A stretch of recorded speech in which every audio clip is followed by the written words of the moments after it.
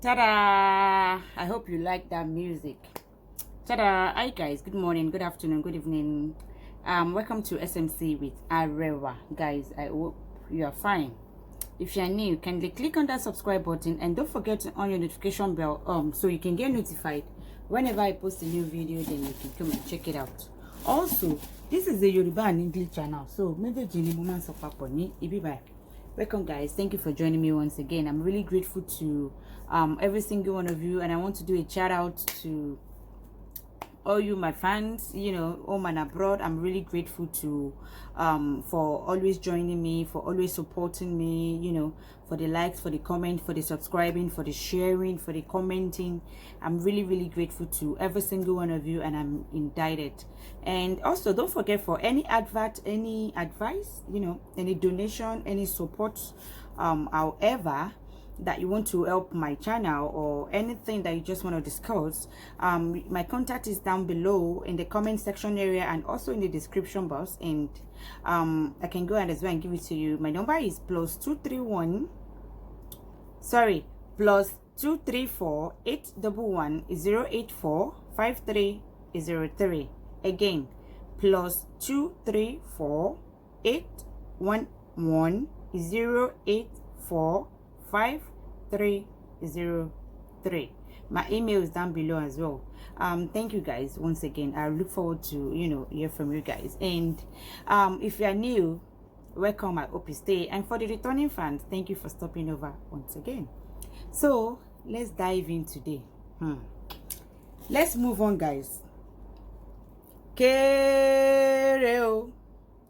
On today's episode of Social Media Court, I welcome you to Court Arewa. Genesis Oladele getting here. Osuncoin. Today's topic is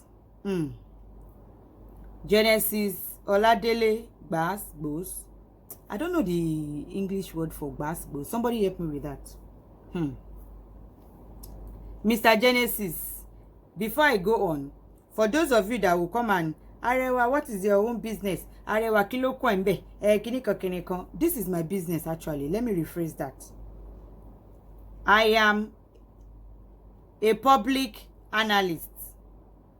I highlight, create content, analyze anything on social media, gist, gossip, news, family, relationship, marriage, whatever is on the social media.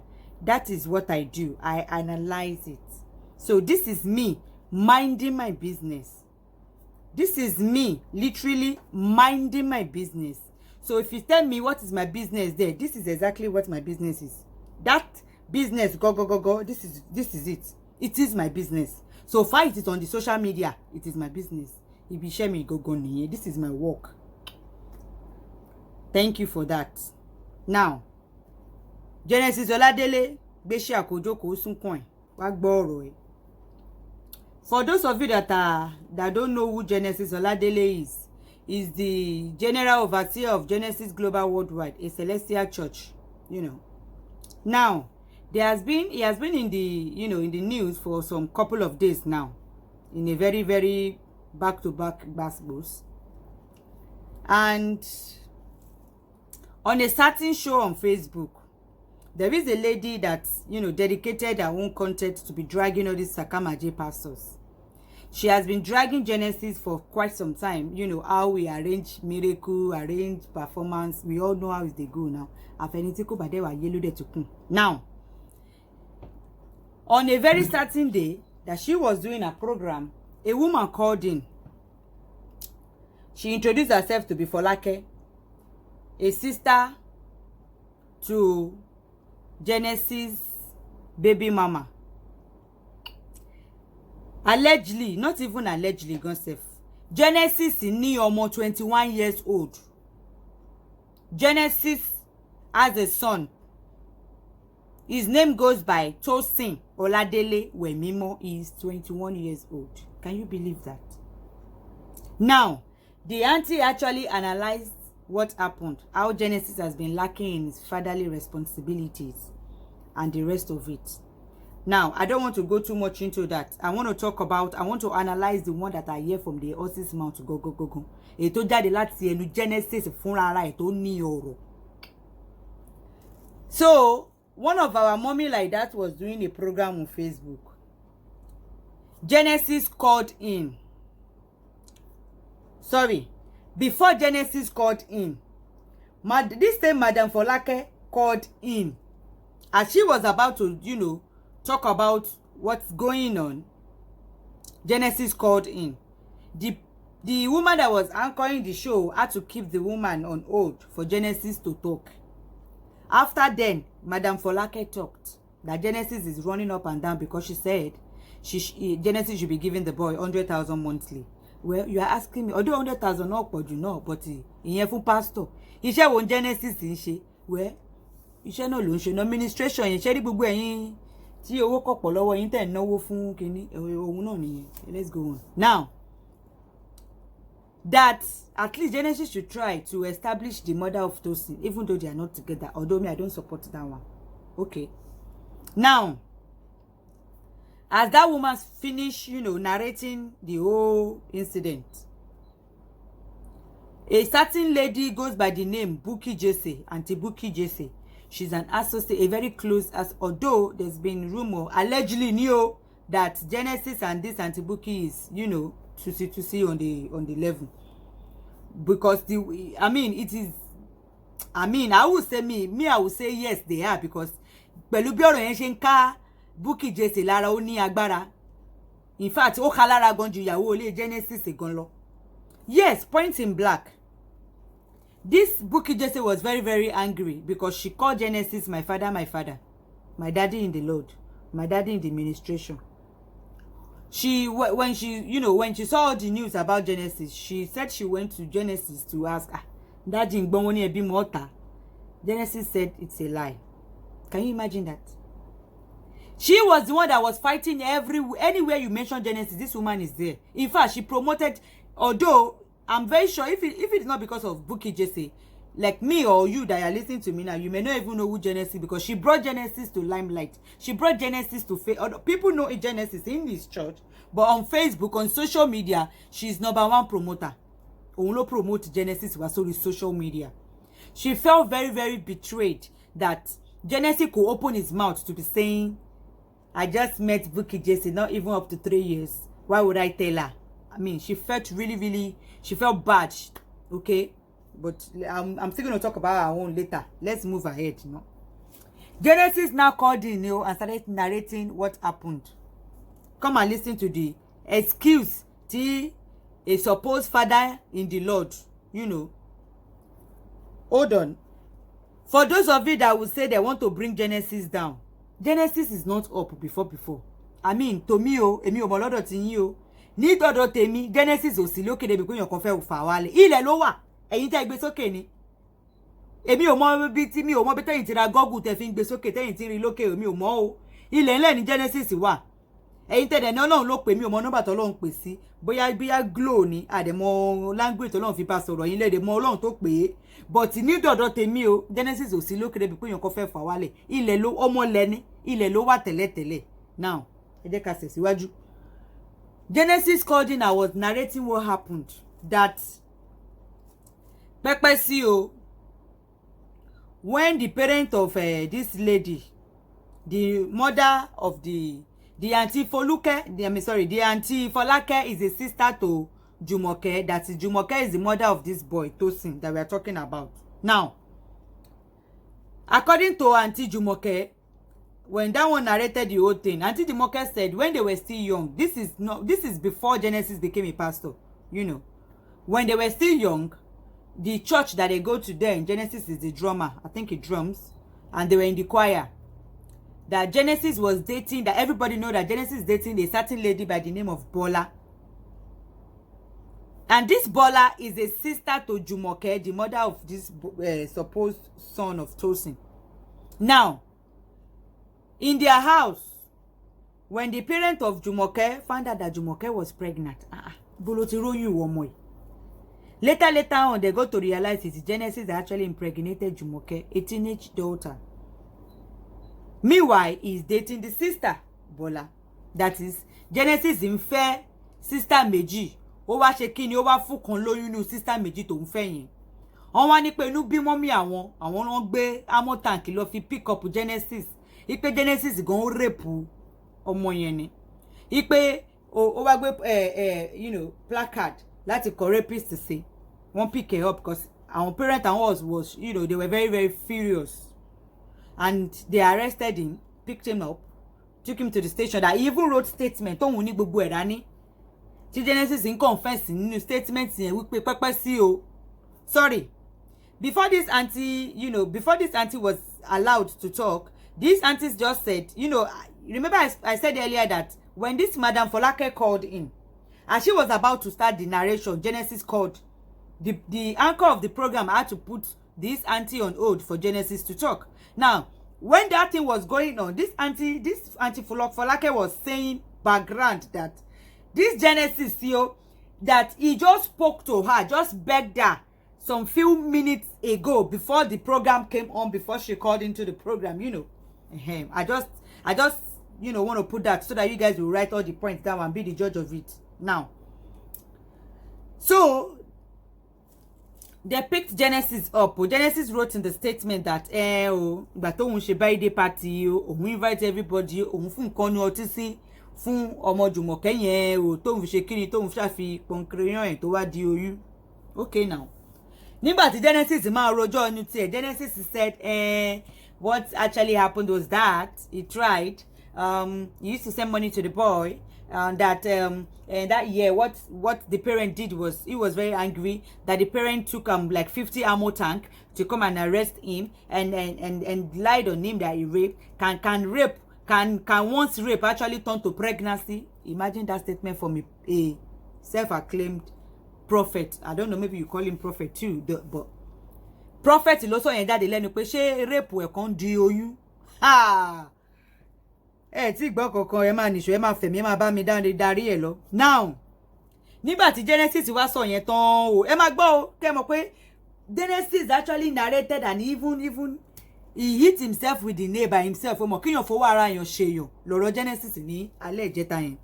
Genesis fi ọwọ́ ara ẹ̀ ó fi ṣe ara ẹ̀. Ibẹ̀ lẹ ti máa mọ̀ pé onírọ́ ẹni tó bá ti ń parọ́ kò ní rántí nǹkan tó ti kọ́kọ́ sọ síwájú náà.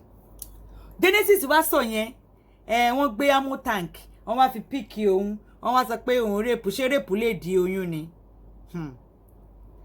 Nǹkan tó wọ́n yà mí nínú ń bẹ̀ ni ẹ̀ṣẹ̀ tí àwọn pẹ́rẹ́ǹtì ọmọ yẹn ṣe Genesis ló sọ yẹn pé wọ́n wá arrest òun o, pé wọ́n embarrass òun arrest òun o. Nǹkan tí mo fẹ́ wá béèrè, my own question to you, okay, you my audience now, that wait, as a parent, you remember this thing? This thing happened 20-something years back. Now let's go down in memory lane now. In that 20-something years back, an African parent, how do they handle any case that has to do with their teenage daughter getting pregnant or no pregnant? Báwo ló ṣe handle láyé ìgbà wọn. Now, as a parent, is that too much for that parent to do? You are dating two sisters. You impregnated. You semi-raped one to impregnate her. Are they supposed to be thanking you? Is that like, are they supposed to congratulate you, thank you for impregnating their teenage daughter that you are dating the sister? Is that what their reaction supposed to be? Because I don't understand.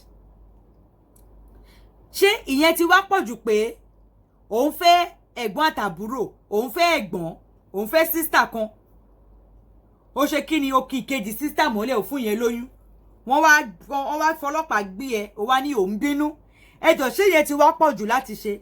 Ṣé kán gbàlù kán bẹ̀rẹ̀ sí ní máa jó, kán pe patí lé ẹ lórí, kán máa bẹ̀rẹ̀ sí ní máa dúpẹ́ lọ́wọ́ ẹ pé ó mà ṣe tó fún ọmọ wa lóyún, ó mà ṣe tó ń bá ọ, tó ń fẹ́ ọ ọmọ wa méjèèjì tó wá fún kan kó wá kíkan mọ́lẹ̀ tó fún lóyún. Ṣó fẹ́ kán máa bẹ̀ẹ́ kán máa dúpẹ́ lọ́wọ́ ẹ pé ó ṣe ní ipò kú ọkọ ṣe. because I don't understand. àárín yẹn ni kò yé mi lọ́wọ́ o Mr Genesis kò bọ́ síbí kò wá sọ tẹnu ẹ̀ dáadáa. ṣé kó máa dúpẹ́ lọ́wọ́ ẹ̀ ni ipe àpẹ́pẹ́ sí o máa ṣe tó fún lóyún o àbí bí ti báwo. ṣebí wọn náà ti bímọ obìnrin.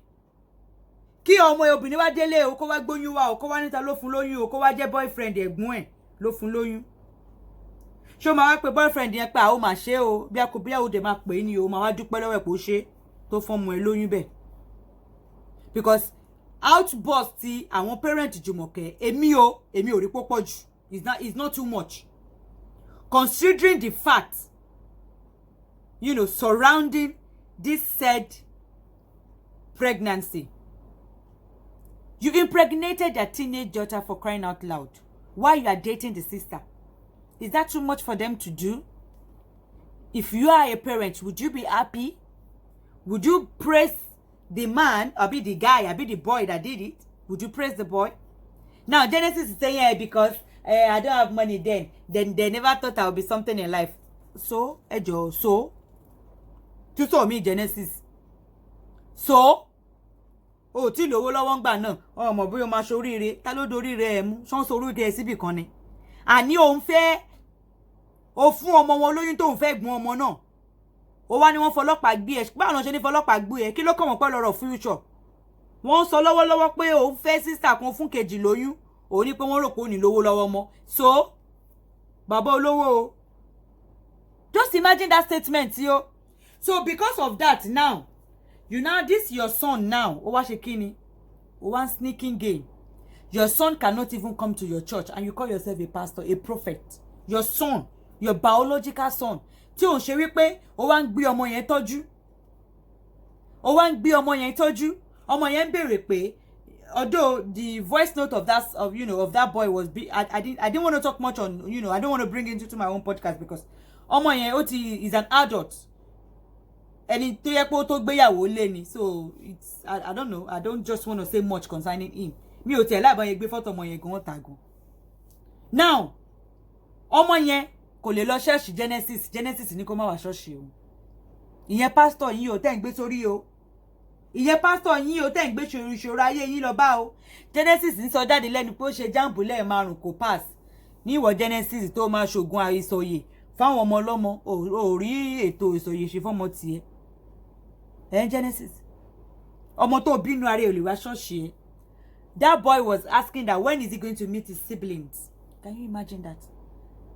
The boy cannot even call you directly. He needs to send a message to you that I want to talk to you. Wawa full appointment. Call me in 100 hours time. Hey, muri to son.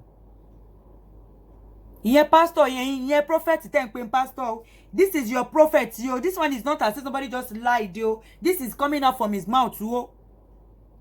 This is coming out from his mouth.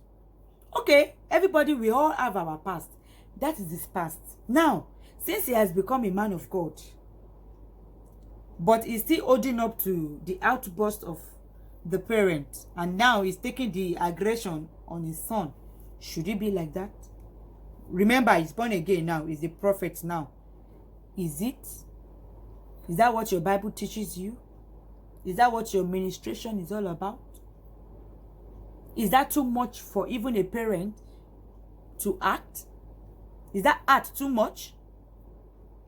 Baba Genesis. Mommy Excel, wife of Genesis, gets in here. One no Gbos. Mommy Genesis, ẹ̀yin gan ṣe kíni? Ẹ̀yin náà wà ńbẹ̀ o. Ẹ má bá wa dá sọ̀rọ̀ tó wà ńlẹ̀. Mommy Excel, from Genesis wife's mouth. Kọ́nyà mo bọ́ ṣe fẹ́ settle ẹ̀ ní ọ̀hún gbọ́dọ̀ jẹ́ pé bọ́ta òun jìyà gan lórí Excel. Òun ò lè take kẹ̀kẹ́ Excel mọ̀ pé òun kọ́ ni first born. Can you imagine that? Ìwọ jìyà lórí Excel. Ìyá Tósìn tó ti ń jìyà lórí Tósìn for how many years ńkọ́? Mommy Excel.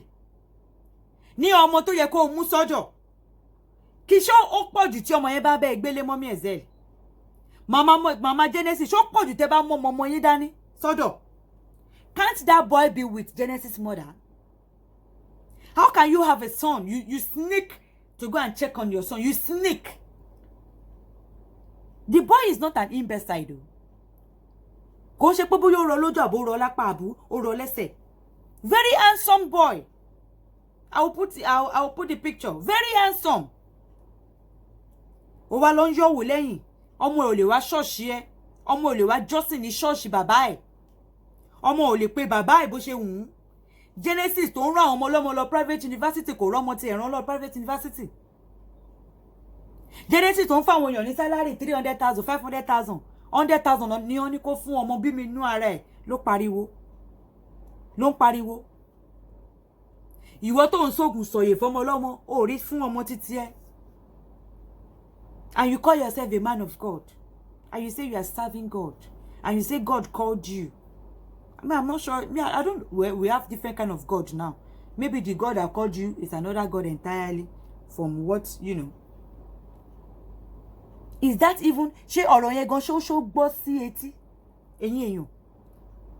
Where is Genesis' mother? Because Genesis was saying when he called in that his mother said that he should not say anything concerning this matter again. Really? That means his mom is well aware about this boy. This is not a matter of money.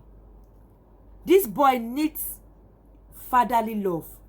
Taking the, you know, aggression of the grandparent, you know, the parent of the mother on the boy, I don't think it is actually called for, at least especially coming from a supposed man of God. That boy is innocent in whatever outburst of, you know, the grandma did in those years. He wasn't aware. Kí ló kàn nínú gbogbo yẹn? Kí ló kàn nínú gbogbo yẹn? Ẹ jẹ́ ká tẹ̀ gbé ọ̀rọ̀ rape sẹ́gbẹ̀ẹ́ kan pé o rape ìyá ẹ̀ ni. Genesis òun sọ jáde pé ṣé rape lè di ọmọ ni, ṣó lè di oyún ni. Ó dẹ̀ pé rẹ̀ ní èèyàn Ọlọ́run. Ó ń ṣe èèyàn Ọlọ́run, ó má jẹ́ kán tó ẹ̀. Gbogbo yín tẹ̀ ní Genesis wà lókan fẹ́ fà á lẹ́lẹ̀ ló wà kò sí lókè. Kò sí ní òkè. Òun dẹ̀ ló fi ọwọ́ ara ẹ̀ ló fi ṣe ara ẹ̀. Genesis ó fi ara ẹ̀ ṣẹ̀sín. Ọmọ bíbí inú ẹ̀. Very handsome boy. Why can't that boy stay with you? Mommy Excel. Why can't your husband first fruit, igi àkọ́ṣe, be stay with him? Why don't you encourage your husband to do more? Why can't you encourage your husband to bring this boy home? Why can't you? Are you not a mother? Mama Genesis, lè gba ọmọ yín sọ́dọ̀ ni. Báwo lẹ ṣe wà láyé tí ọmọ yín ò lè lọ ṣọ́ọ̀ṣì bàbá ẹ̀? Genesis ò lè claim, kò lè acknowledge ọmọ yẹn publicly. And again, the mother of Tosin made one statement that Genesis, whenever it comes to swearing, I swear with my firstborn, I swear with my firstborn. You're always using this firstborn to be swearing, you know, big swear. Tí n bá parọ́ kí àkọ́bí ọmọ mi ṣánlẹ̀ kó kú. Tí n bá ṣe kíní kan kákọ́bí ọmọ mi ṣánlẹ̀ kó kú. Not knowing pé Excel kọ́ làkọ́bí ọmọ ẹ̀. Àkọ́bí ọmọ ẹ̀ tó sìn wà níbí kan, òun ṣe pé kí àkọ́bí ọmọ ẹ̀ tó sìn kó ṣánlẹ̀ kó kú. Ìyá mélòó ló fẹ́ máa gbọ́ yẹn sí títínú ẹ̀ fẹ́ dùn. Especially coming from a father that is not even responsible enough self in the first place. Èmi ò ní pé kí Genesis ṣe kankan fún ìyá ẹ̀ o. Ìyá tó sìn. You actually don't even you don't deserve anything from Genesis. Because èmi ò ń parọ́. Fẹ́ra yín. You guys are not dating. You guys are not married. Tó bá wù Genesis láti fẹ́ ṣe nǹkan kan fún ẹ ló máa ṣe fún ẹ. Kò ń ṣe pé wà obligated láti ṣe kíni láti dá ẹ lóko. Ẹ kò bímọ fún ni. Fẹ́ra yín now. Fẹ́ra yín. But pé tí ọmọ yẹn má bẹ́ẹ̀ jìjà tọmọ yẹn pé ó láti tọ́jú ọmọ yẹn. Eléyìí ò tẹ̀ ń sọ̀rọ̀ owó. Eléyìí ò kì í ṣe pé bóyá I sent him 10,000 yesterday. I sent him 20,000. No, this is not a matter of money, Genesis. This is not a matter of money. You really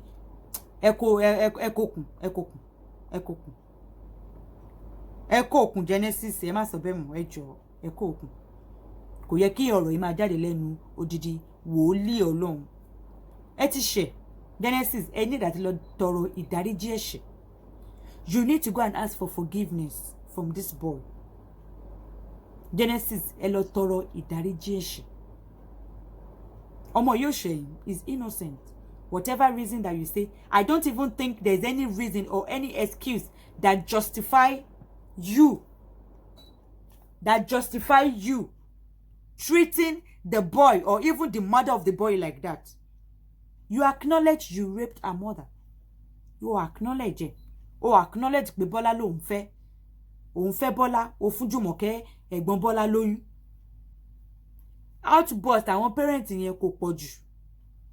Ẹ ní láti lọ tọrọ ìdáríjì ẹ̀ṣẹ̀. Ṣé ti rí pàtàkì ọmọ yín yẹn? Ẹ ní láti lọ tọrọ ìdáríjì ẹ̀ṣẹ̀. O wá ń ṣe òun flaunt excel to be your first son. Ọmọ ẹ̀kan wà níbì kan. Tó bá di pé kó máa gbọ́ ọmọ ṣépè, ó wà very easy fún ẹ láti máa gbà kó bí ẹ ṣépè. Tó bá ti di pé kẹ́ gbọ́ ọmọ bọ́ọ̀tà wá gbé Excel bọ́ọ̀tà pé òun là kọ́ bí ẹ.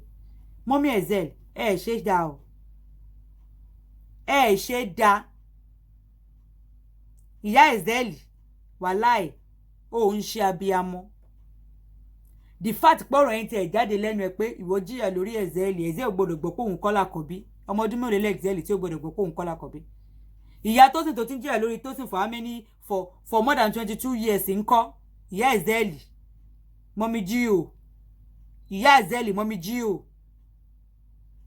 Excel that is not even up to 5 years must not know he's not the first son. Can you imagine coming from Genesis' wife? Coming from Genesis' wife? So what should Tosin mother say? You suffered on Excel. Excel must not know that it's not the first child. What kind of talk is that? Irú ọ̀rọ̀ wo nìyẹn ló ń jáde lẹ́nu ìyàwó Genesis? Ṣé rí gbogbo ẹ̀ Genesis? Ṣé rí ọmọ yìí kẹ́ lọ tọrọ ìdáríjì ẹ̀ṣẹ̀? Genesis òun ṣe ní òkèlè bí kan fẹ́ fà wálẹ̀. Ọmọ lẹ́lẹ̀ ní Genesis ilẹ̀ ló wà.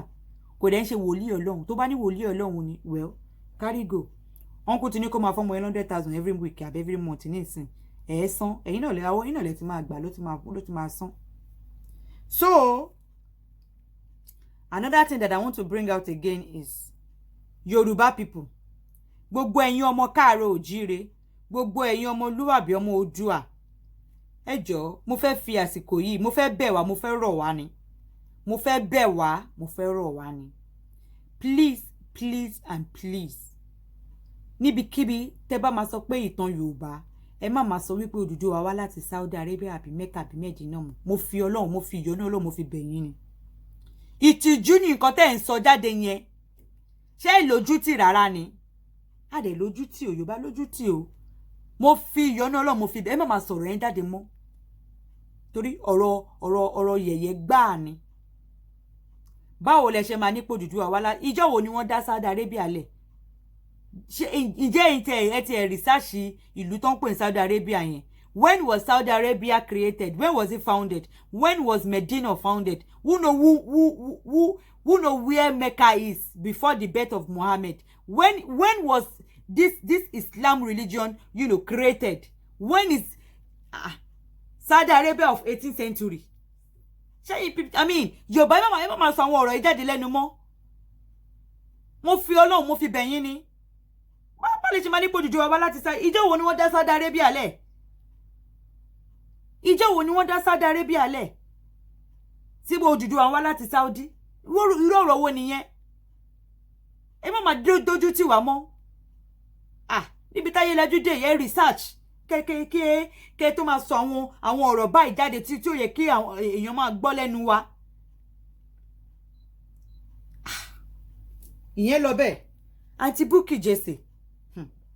I don't know why this Genesis or no Genesis matter really affected Bukky Gese.